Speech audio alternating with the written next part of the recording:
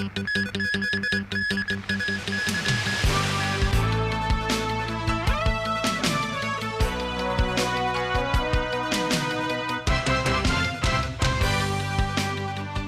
and thanks for joining us. A high-profile case related to a protest last year has seen 7 people acquitted of rioting charges. The judge said prosecutors failed to show any of the defendants had participated in the incidents. Pinky Wong reports. The defendants, 5 men and 2 women, all in their 20s, were at the district court this morning. Their case dated back to August 31st last year when protests erupted along Hennessy Road and Luat Road in Wan Chai. All faced 1 count of rioting, while 1 faced an additional charge of possession of offensive weapons in a public place. They had all pleaded not guilty. For the charge related to possessing offensive weapons, District Judge Sham Shui-man said a police surgeon failed to explain a discrepancy between his account of the event and the video evidence. Sham ruled the charge cannot be substantiated. The judge said there was no evidence showing acts of the defendants prior to the arrest, adding the prosecution failed to prove the offences beyond all reasonable doubts. Prosecutors asked the court to consider convicting the defendants under the legal principle of encouragement by presence. The judge refused, saying mere presence at the scene of a crime is not enough to prove guilt. Sham then addressed the clothing of the defendants during the incidents, which was mostly black in color and included gear like face masks and goggles. He said it was a dangerous approach to regard people dressed in black as participants of riots, since innocent people could be wronged. The judge said undoubtedly, the situation of the night in question was not something that one would often see in Hong Kong. To some people, it was perhaps a rare and special historical moment. He did not rule out that some people were there hoping to witness everything that was happening. All the defendants were found not guilty. As the judge announced the acquittal, there was a round of applause in the courtroom. Some defendants described it as heartening news, but they worry the Department of Justice will file an appeal against the verdict. Last month, the same court dismissed a rioting charge against defendant Chan Xiaohong as prosecutors failed to provide evidence against her. The Department of Justice wrote to Judge Sham in early October indicating their intention to appeal. Pinky Wong, TVB News.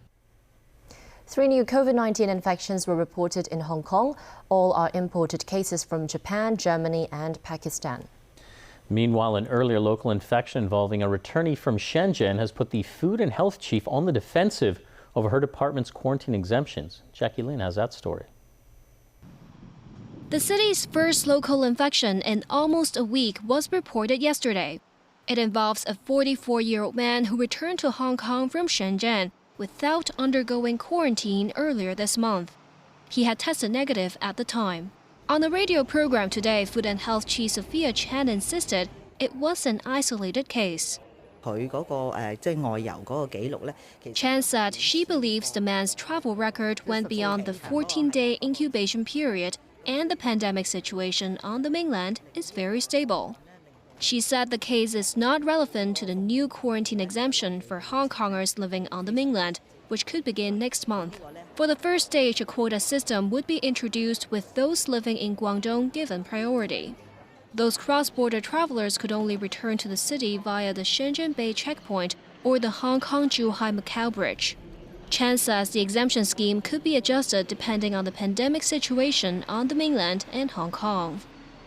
Meanwhile, the health secretary also reviewed the 4 town halls designated as long-term testing centers.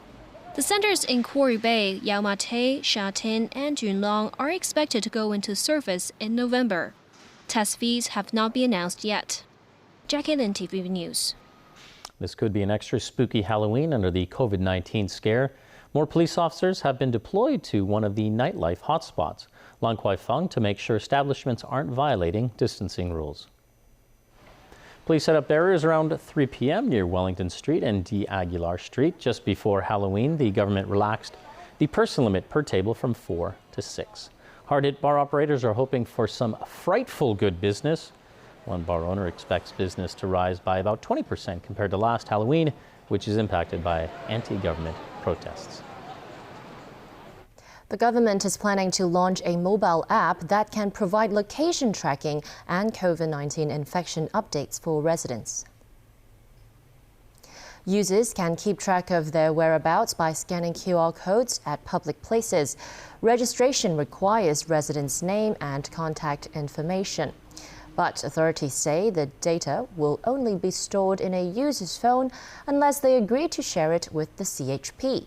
It says the information will accelerate contact tracing. A mental health warning tonight for primary school teachers and parents under strain from the COVID-19 pandemic. New research shows around 1 in 5 of those people are suffering from significant mental challenges like depression and post-traumatic stress disorder. Dong Yao-Nie has more on a new program aimed at helping these parents in need. We all suffer from pressures from the COVID-19 pandemic, but looking after young, vulnerable school children can double the mental burdens. Now, a new citywide survey is sounding an alarm. The Hong Kong College of Psychiatrists surveyed more than 500 parents of primary school students and about 150 teachers in the first 10 months this year. The results show about 1 in 5 from both groups report significant levels of mental health symptoms that require clinical treatment. They include depression, anxiety, and PTSD. Kind of serious situations, I would say so, because for each category of symptoms, and could be up to 13 or 15%, so it's a lot higher.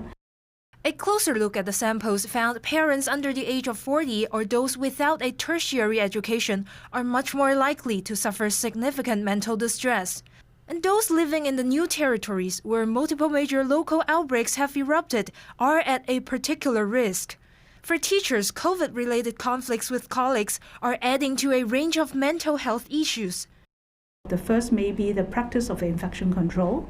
How stringent should they practice the infection control over the mode of teaching, like the Zoom class or small group class, or how to handle all this. The organization has launched a new scheme to support struggling parents.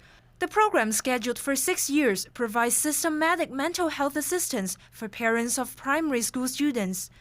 6 schools will take part with plans to expand further. The program is voluntary and free of charge. Interested parents can sign up through school teachers or contact partnering organizations for details. Dong Yao-Nie, TVB News.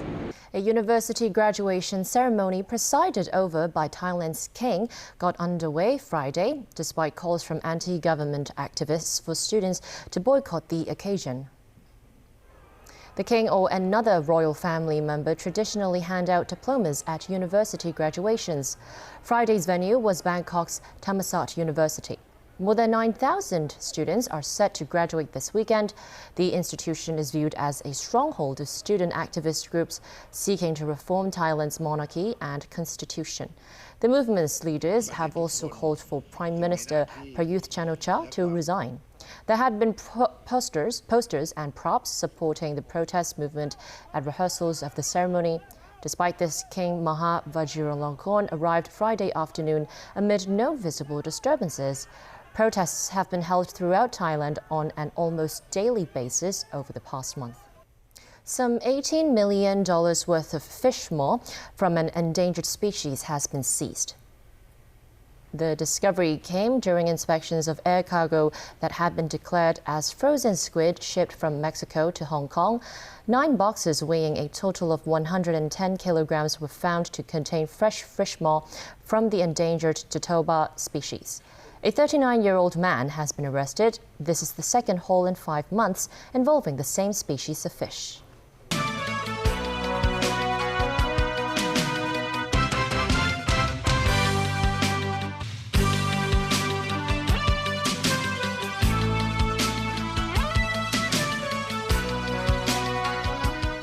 Welcome back to TVB News. U.S. President Donald Trump and Democratic challenger Joe Biden continued their last-minute push to sway voters before next week's election.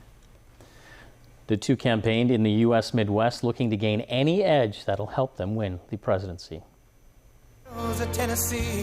U.S. President Donald Trump rallied in Michigan, Minnesota, and Wisconsin. During a campaign stop in Green Bay, the president continued to claim rival Joe Biden will be bad for businesses. Will deliver poverty, misery, depression. I will deliver jobs, jobs, jobs, and the greatest economy in the history of our country. That's going to be next year. You see it. The latest polls show Biden leading Trump. Some of the president's supporters are trying to boost Trump's bid in Pennsylvania.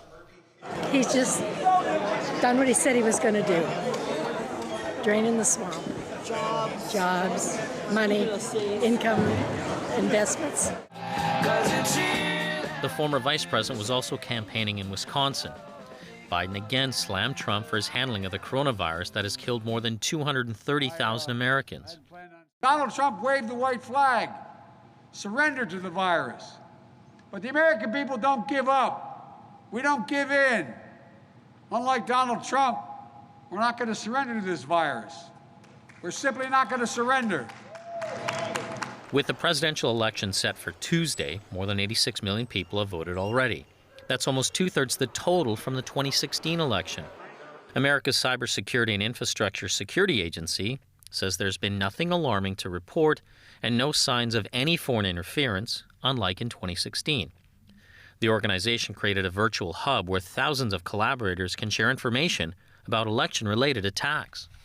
We've been really focusing on our rumor control, CISA.gov/rumor control page, and so that we can identify what some of these things might look like, provide facts to the American people. So if you do see a website defacement on election night of a state or county level unofficial election night reporting, we can get the information out there that that's not tied to the vote.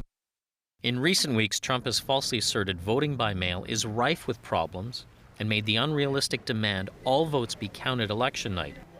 His sowing of distrust in the integrity of the election could set up additional court fights. A Kenyan court sentenced two men to 26 and 11 years in prison for supporting a 2013 attack on Nairobi's upscale Westgate Mall. The attack, which lasted almost 4 days, left 67 people dead. Mohammed Ahmed Abdi and Hussein Hassan Mustafa were found guilty earlier this month of charges including conspiracy to commit terrorism by helping the Al-Qaeda-linked Al-Shabaab extremist group. Al-Shabaab had vowed retribution on Kenya for sending troops to fight the group in neighboring Somalia in 2011. The attack was the first large-scale assault in Kenya's capital.